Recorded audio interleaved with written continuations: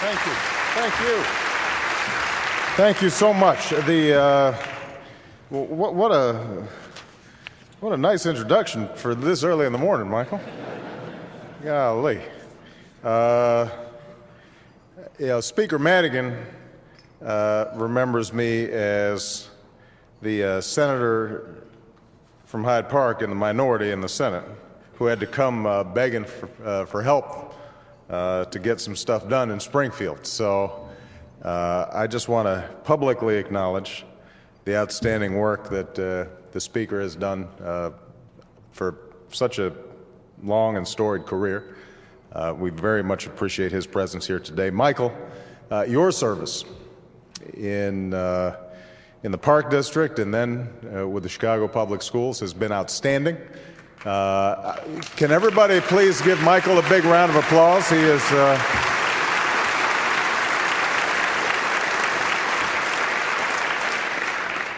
he's a young man, but he's a little worn out from all the great work that he has done, and so he's going to be taking a little time off.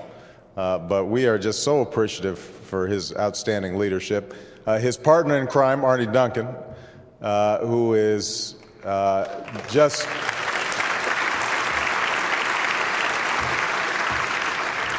you could not ask for a more passionate advocate on behalf of the young people of Chicago than Arnie Duncan. He happens to be a good family friend of mine. He, as some of you may know, is an outstanding basketball player and played with, still plays with my brother-in-law in these 3-on-3 tournaments, and these old men beat these 20-year-olds because they are such a good team. But I know Arnie's passion and dedication and sincerity in the work that he's done, and it reflects itself each and every day. And so we're just so proud of him. To GE and to all the other outstanding participants who are supporting this, and to Jim for your enthusiasm. And where'd he go? He was around here just a second ago. There he is, right here. I think your presentation this morning was infectious, and anybody who came here just because their boss told them to, or are filling the table, after listening to what you've helped create and to hear the remarkable stories of these young people, I think is going to make all of us want to do more to make sure that we support this in the future. As I understand it, at least, based on what you just told me, in a span of a year, Chicago Building with Books students have contributed close to 5,000 hours of service to elderly citizens, the homeless, and young children. They've helped to raise $6,500 to build schools in developing countries, as we just saw. Daisy, you made an outstanding presentation. I know you're going to have a wonderful experience. Many times when you're in Washington, you hear only about the bad news, about how many problems we have as a country and how little we're doing about it. And so sometimes you wonder who will step up and fix all this. Who will be the next generation to inspire and to lead and to build the kind of America that we can be proud of. Such leadership doesn't necessarily happen naturally. It has to be nurtured, and it has to be trained. And so when I hear about young people that have already given so much of themselves, and when I know that there are young people who participated in this program who are here today, it gives me great hope. It gives me enormous satisfaction. Some of you may be aware that I started myself as a community organizer. That's what originally brought me to Chicago over 20 years ago. And I remember being just a little bit older than Daisy and David and some of the other participants, and having a sense in my heart that I wanted to be involved in something larger than myself.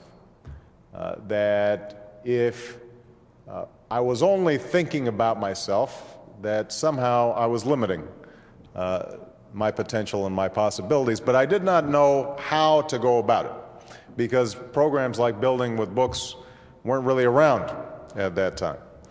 And so my journey, my path to service ended up being much more haphazard. I didn't necessarily have a structure around me. I was out in the far south side of Chicago organizing with a group of churches. Didn't really know what I was doing, although I always pretended that I did.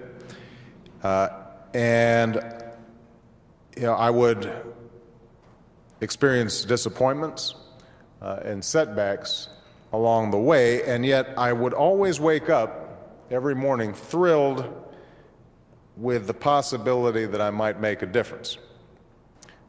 Thrilled with the possibility that something I did would be useful to somebody else. And it strikes me that that's what this program is doing in a far more structured way, is inviting young people to understand that they are useful, that they are builders and dreamers and shapers of the world that they live in, that they're not simply consigned to the circumstances in which they're born, but rather that they've got the opportunity to make the world anew. And not only is that good for us, not only is it good for the men and women and children who are going to be experiencing these wonderful new schools that are built, or the senior citizens who've gotten service here in Chicago, it's good for them. It makes them dream bigger dreams, gives them a greater sense of possibility. For a group of young people that have served countless hours and helped hundreds and dozens of people, what they are learning is the ability to see the world through somebody else's eyes and to stand in somebody else's shoes. And that strikes me as the most important quality that we need in America right now and around the world right now.